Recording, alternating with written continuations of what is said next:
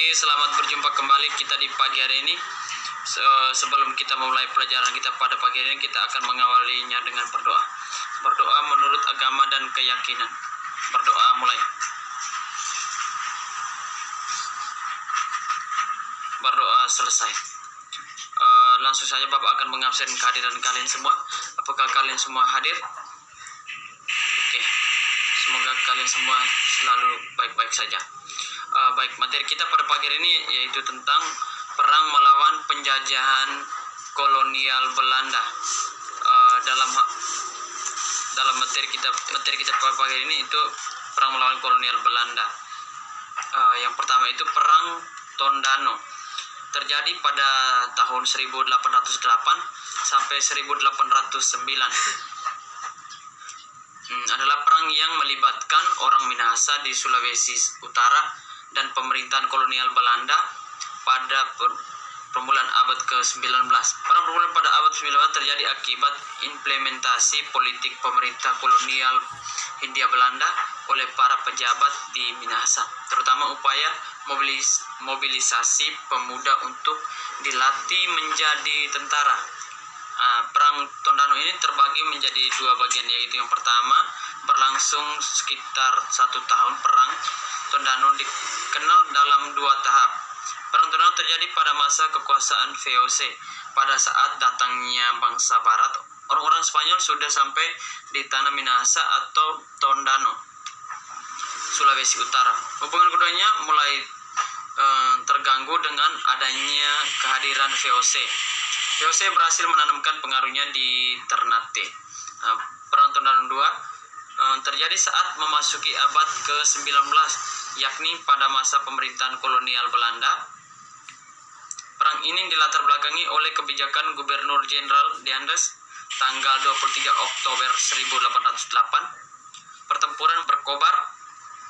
Pasukan Belanda yang berpusat di Danau Tondano berhasil melaksanakan serangan dan merusak pagar bambu berduri yang membatasi danau dengan perkampungan Minahasa sehingga menerobos pertahanan orang Minahasa.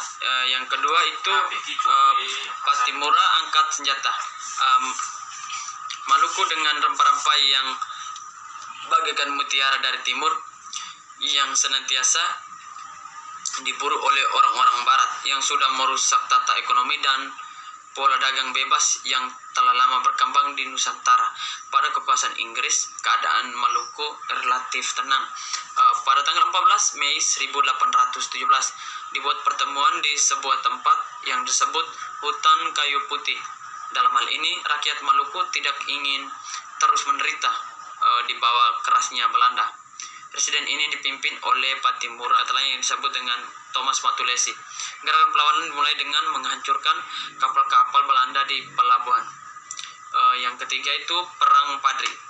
Terjadi di tanah Minangkabau, Sumatera Barat 1821 sampai 1837.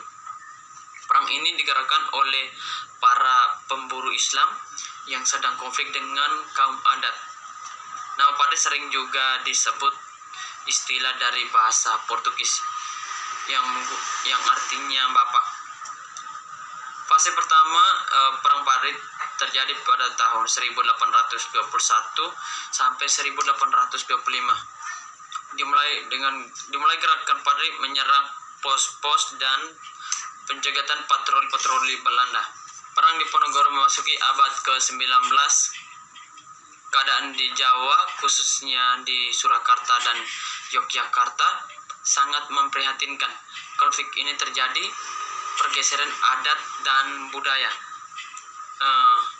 Adat dan budaya keraton yang sudah lama bahkan melahirkan budaya Barat yang tidak sesuai dengan budaya Nusantara seperti minum-minuman keras.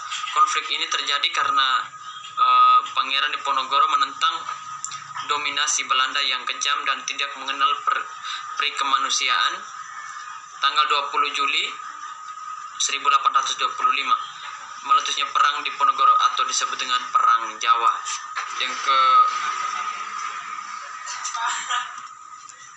Yang kelima itu perlawanan di Bali pada abad ke-19. Di Bali sudah berkembang kerajaan yang berdaulat, misalnya Kerajaan Buleleng, Kerajaan Karangasem, Klukung, Gianyar, Bandung, Jambran, Tabanan, Nguri, dan Bangli. Pada masa pemerintahan Dendels mulai terjadi kontak dengan kerajaan-kerajaan di Bali, tidak berkaitan dengan urusan dagang, melainkan sewa menyewa orang Bali untuk menjadi tentara. Perang Banjar. Pada ke-6 itu Perang Banjar pada abad ke-19 meliputi Kalimantan Selatan dan Kalimantan Tengah. Adanya hasil emas dan intan, lada, rotan, dan damar. Hasil ini termasuk produk yang diminati oleh orang Barat, sehingga orang Barat berniat untuk menguasai Kesultanan Banjar. Pada tanggal 28 April 1859, orang Muning di bawah komando Putra Aleng dan putranya Sultan Kuning menyerbu kawasan tambang batu bara di Pengaron. Bulan Agustus 1859, Antasari bersama pasukan Haji Bonyazin menyerang benteng Belanda di Tabino. Yang ketujuh itu Perang Aceh atau Aceh Berjihad. Aceh dikenal sebagai Serambi Mekah, merupakan daerah pertama masuknya Islam di Nusantara. Yang pertama itu terjadinya Perang Aceh. Aceh memiliki kedudukan yang strategis, daerahnya luas dan memiliki hasil penting. Karena ini Belanda berambisi menguasai Aceh. Pada tanggal 17 Maret 1824, munculnya Traktat London adalah hasil antara Inggris dan Belanda. Yang kedua, syahid atau menang. Agresi tentara Belanda pada tanggal 5 April 1873 di bawah pimpinan Jenderal Mayor J.H.R. Kohler terus melakukan pertempuran dengan Aceh, tetapi tidak mudah menunduki atau menghancuri para pejuang Aceh. Baik, materi kita hari ini sampai di sini saja.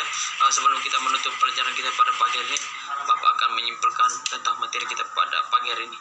Nah, dalam materi kita pada pagi hari ini yaitu tentang perang melawan penjajahan kolonial Hindia Belanda. Nah, dalam perang ini orang-orang bangsa Indonesia seperti di bagian seperti terjadi di perlawanan di Bali, Patimura, Perang Banjar, Aceh atau Perang Diponegoro, itu adalah tujuan untuk menghindari atau keluar dari belenggu penjajahan, dan kita ingin hidup sesuai dengan kehendak kita. Baik, sampai di sini saja materi kita pada pagi hari ini.